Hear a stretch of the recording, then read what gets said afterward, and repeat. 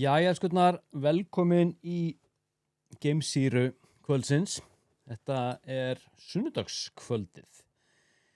10. maí, mæðradagur, til hamingju með daginn mæður. Það náttúrulega lítið búið að gerast helgina, þannig séð, síðan á föstudaginn afdrifjarika, þar sem að þessum gögnum var sleppt og ég var náttúrulega búin að fjalla það. Og svo þetta fer núna vikan af stað og það verður spennandi að sjá hvað gerist núna í vikunni sem að koma og vikunni sem við erum að fara inn í. Það verður spennandi að sjá hver viðbröðin verða þegar að þessi virki dagur tekur við á morgun. En samkvæmt yfirlýsingu þingmanna í Bandaríkjunum þá verður sleppt nýjum budgum af gögnum á síðu stríðsmálaráðuneytisins war.gov undir sérstökum UFO-dálk vikulega eða 10 daga fresti. Mér langar að fara aðeins yfir tvennt sem ég er búin að sjá sem svolítið tengist þessu batsi sem var sleppt núna og þetta eru upplýsingar sem ég fæ af hjá honum Pavel hjá Psychoactivo sem er kannski flestum svona UFO nötturum kunnir. Þetta er svona þáttur, ekkert ósvipaður þessum. Pavel, hann kemur með fréttirnar og hann kemur með daglega fréttir. Ég er búin að fylgjast með honum helgina og hann segir helviti, þetta eru 2 þættir sem eru búin að koma út hjá honum og hann segir frá einum þætti sem að tengist Gene Cernan sem að er síðasti maðurinn sem að steig fæti á tunglið í Apollo 17 ferðinni, desember 1972 og í skjölunum þá kemur einmitt fram frásögn frá þessum geimfara sem hann talar hluti sem hann sá, skrýtna hluti það kemur fram í transkriptum í þessum skjölum sem voru opinberuð og hann var að sjá ljós og bara svona hóp af einhverjum sem að virðist blikkandi ljósum samt sem áður frá hlutum sem að virtust efnislegir. En það sem ekki kom fram í þessum skjölum, það er það sem að ég sá hjá honum Pavel hjá Psychoactivo. Hann hafði reynda fengið þetta úr þætti frá Jesse Michael sem er með American Alchemy. Það sem að Jesse Michael, hann er náttúrulega algjör snillingur líka. Hann fer til Japan, talar þar við Takano Yasen sem er japanskur svona NASA historian. Og hann var vinur, Gene Cernan, þessa geimfara. Og hann var að útskýra fyrir Jesse Michaels ástæðuna fyrir því að Bandaríkjamenn fóru aldrei aftur til tunglsins. Og hún var tvíþætt. Númer 1, að þegar þeir fóru orbit, hringinn í kringum tunglið og fóru bak við tunglið, the far side of the moon, sem aldrei sést frá jörðu, þá sáu þeir og tóku myndir af því sem virtist vera mannvirki eða eitthvað skona virki, strúktúrar á yfirborði tunglsins og það voru tekna myndir af þessu og þessi Japani, hann Takano, hann sagðist vera með þessa ljósmynd og ætlaði að sýna Jesse Michaels og Jesse Michaels ásannst eftir að sýna þessa myndir. En þessi Japani, þeir voru góði vinir, hann og Gene.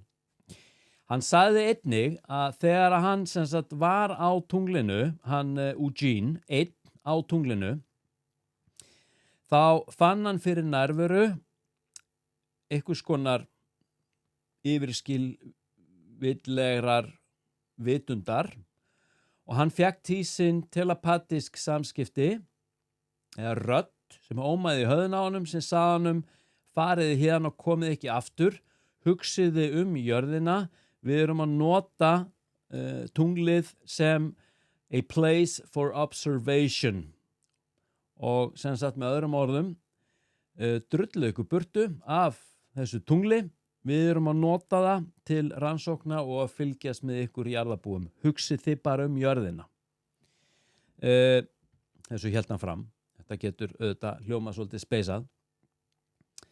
En svo langar mig líka að fara yfir eitt hérna og kannski áður en ég fer yfir í það sem að kemur fram í grein New York Post núna sem kom út í dag. Þá allt í lagi að geta þess að síðan á föstudags eftirmiddag, þá eru 500 milljón kliks komin á þennan UFO-dálk inn á war.gov. Það eru 500 milljón manns, cirka, getur maður sagt, búin að fara inn á þetta gagnasafn og skrolla í gegnum gögnin. Og spurningin ert þú einn af þeim?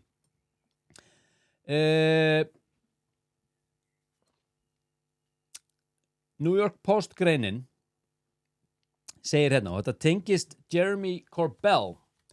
Það rannsóknarblaðamaður sem búin að tíma upp með honum fræga góðsögninni sjálfri George Knapp síðustu ár. George Knapp þetta blaðamaðurinn sem 1989 braut fréttina með honum Bob Lazar og þar áður hafði hann tekið viðtal við John Lear sem var einn af bestu vinum hans Bob Lazar. En sem sagt Jeremy Corbell, hann hefur haft mikil áhrif á uppljóstrun og hann hefur haft mikið að segja varðandi þessar þingyfirheyslur og orðinn það áhrifamikill í þessum heim sem óháður rannsóknarblaðamaður að rödd hans skiptir verulega miklu máli. Sem sagt uppljóstrarar hafa leitað til Jeremy alveg eins og þeir hafa leitað til George Knapp í gegnum árin og þeir hafa verið að uppljóstra hinum á þessum gögnum og meðal annars talsvert af þessum myndbandsupptökum sem voru núna birtar sem sagt í þessu official gagnadroppi hérna á föstudaginn. Þetta eru gögn sem að Jeremy Corbell og George Knapp sem sagt hafa fengið og eru með og hafa byrt eitthvað að þeim fyrir. En það kemur hérna fram sem sagt í þessari grein New York Post 8 af 46 langþráðum myndböndum af fljúgandi furðuhlutum sem bandarísk þingnefnd í forsvari Anna Paulina Luna hefur krafist að verði byrt opinberlega eru sýnd í væntanlegri heimildamynd rannsóknarblaðamannsins Jeremy Corbell eða Sleeping Dog sem alveg að fara að koma út. Hún semst kemur út núna næst á þriðjudag vestanhafs. Þar á meðal þessi myndbönd, 8 af þessum 46 sem Anna Paulina Luna óskaði eftir, eru myndbönd í lit af fljúgandi aðvirðist kúlu eða hnetti og sem verður sem sagt byrt í næsta batsi en í þessari mynd Sleeping Dog einnig. Þingið hefur sem sagt óskað formlega eftir þessum sérstöku skjölum og þá með nafni ákveðnar skýrslur. Þau segja bandaríska þjóðin og þetta bara mannkynið, við höfum rétt á að vita og meira en það, við höfum þörf á að vita á, þetta segir Corbell. Og hann sem sagt forsýndi þessa mynd New York Post. Þetta ekki ljós á himnum, þetta eru skjalfest tilfelli sem sýna okkur með öllu framandi tækni sem að herinn hefur þó tekið upp. Hann bæti við að myndin Sleeping Dog sem sagt til og framleitt vegna þess að stjórnvöld okkar, hann sem sagt tala sem bandarækjamaður, þau hafa kosið þögn fremur en gegnsæi allavega fram að þessu. Þau 46 myndbönd sem þingið óskaði eftir til viðbótar við þessi 28 myndbönd sem birt voru síðasta föstudag. Þar á meðal myndskeið af undarlegum stjörnulega fyrirbæri á flugi, kristalskýrt. Og það sem virðist líka ofurheit kúla eða orb sem að sýnist, það elti sem sagt bandaríska herflugvél yfir Afríku, þetta var sem tekið upp í fyrra. Í þessari mynd Corbell, það inniheldur einnig myndskeið af sem sagt öðrum orb í skýrleika sem aldrei hefur sést áður, full af litum. Og þetta myndband sem ræðir það heitir FMVAF UAP sem sýnir hennin lítinn kúlulega hlut. Þetta annað myndskeið hérna sem sýnir lítinn kúlulega hlut svífa mjúklega í loftinu yfir fjallasvæði án sýnilegrar means of propulsion eða knúningsaðferðar. Annað hérna ótrúlegt myndskeið frá hafi sýnir 3 óþekkt herskip sigla vatnið með stórt kjölfar á eftir sér, aðeins til þess eins að fram úr þeim taka svartir hlutir sem virðast varpa skugga á yfirborð vatnsins mjög hratt. Önnur mynd með titlinum Anomphris UAP sína bylgjandi bletti, sveiflandi og öldótt á himninum og það eins og hernaðarratsjá hafi tekið það upp. Annað umdeilt, undarlegt myndskeið virðast 4, það kemur hérna, ég gat nú ekki þýtt þetta, 4 log-shaped objects, hlutir sem sveiflast og skríða, viljast einhvern veginn bara skríða á miklum hraða yfir nætur himnin. Engin sýnileg knúningsaðferð þar heldur. Annað myndskeið með titlinum Formation UAP sína 3 ljós fara himinin í svona þríhyrningsmyndun, ekkert ósvipað því og sást á einni ljósmyndinni sem tekið var við tunglið í þeirra síðustu ferð 1977. En þetta myndband sem umræði sem að birtist í myndinans Jeremy, það var sem leikið 2025. Fleiri skrítin myndskeið sýna litlar bjartar kúlur sem flugu nálægt flugvélum meðan aðrar hreyfðust í skörpum hreyfingum og miklum hraða milli skýjana. En þetta eru myndbönd sem að verða þá sýnd samkvæmt því sem Anna Pálína segir í heild sinni, eða þau verða öll sýnd í þessu næsta droppi á vegum hernaðar eða stríðsmálaráðuneytisins. Og hún staðfestir þetta á færslu á X. Þetta er ótrúlegt, þessi tímar sem við erum að upplifa núna. Og það má vera að þetta hafi valdið svona UFO heiminum einhverjum smá vonbrigðum, þetta skjaladropp, en ég samt sem áður alveg samfærður það að þetta sé ágætis byrjun eins og ég sagði hérna í síðasta þætti. Og svona kannski undirstrika, ég veit kannski að þetta hljómaði frekar lágstemt hérna hjá mér síðast þegar ég talaði við ykkur, en ég bjartsýnn, raunverulega. Ég held að hreyfing sem þessi verið til þess að bæði þingmenn og rannsóknarblaðamenn eins og George Knapp og Jeremy Corbell, þeir finni sig knúna og finni kannski svona fyrir auknu hugrekki og svona kannski aðeins meira balls til þess að sleppa draslinu bara lausu í stað þess að því sem kannski áður var að þeir láta það liggja milli hluta í ótta auðvitað við öryggi sitt. En það virðist vera, burtséð frá því hvort að ykkur finnist Donald Trump vera vafasamur karakter eða ekki, en þá virðist vera þarna undir stjórn Donald Trump einhvers konar ný stefna í gangi hvað varðar uppljóstrun. En ég vil samt sem áður meina að ég á því að ég náttúrulega treysti engum upplýsingum og þá sérstaklega upplýsingum sem koma frá ríkisvaldi. Samt sem áður áskil ég mér þann rétt til þess að flytja og miðla upplýsingum, en hver og einn verður bara að dæma fyrir sig.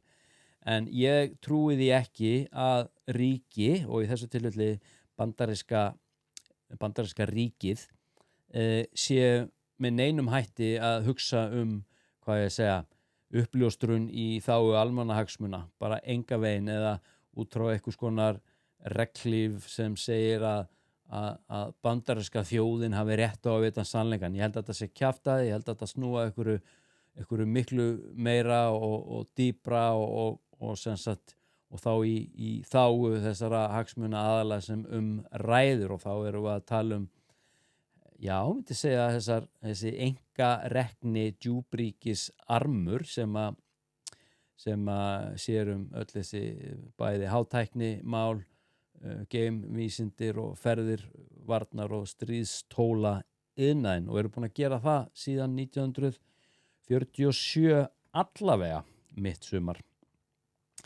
Þannig að það nú bara þannig, ég ætla kannski ekki að hafa þetta mikið lengra. Ég verð á Bylgjunni hjá Heimi og Lilju Katrínu í fyrramálið 8:30 þar sem ég ætla að segja inn í meginströmmin frá þessari skjala uppljóstrun þessu skrefi sem átti sér stað síðasta föstudag. Þetta náttúrulega monumental moment, ég ætla ekki að gera lítið úr því. Ég verð þarna á Bylgjunni á mánudagsmorgun 8:30, það í fyrramálið og svo vill ég bara biðja ykkur að hjálpa mér við að koma þessu efni út og það getur þýtt bara að þið getur bara, ég held þið eigið bara að followa eða subscriba eða hvað sem þið gerið og deilið endilega, það rosalega fínt. Já, og svo líka spurning, ég alltaf að spurja ykkur álits. Þið sjáuð hennan ramma hennar, andlisramma hennar sem alltaf að flækjast fyrir mér. Þetta ekki viljandi, þannig að mín spurning til ykkar, á ég að fjarlæga hennan ramma eða ekki? Ég sem sagt að fá til mín tæknimann sem kann á myndavélar, ég búin að reyna ýmislegt án árangus, en það var eitthvað sem sagði við mig að það væri bara svolítið sjarmi yfir þessu, það væri eins og ég væri hérna bara, eins og ég segi, eitthvað furðu fyrirbæri, hérna með eitthvað dróna á eftir mér. Hvað finnst ykkur? Þar til næst þá segi ég bara namaste, ekki mikið að gerast helgina, spennandi vika framundan, sjáum hvað gerist. Peace out.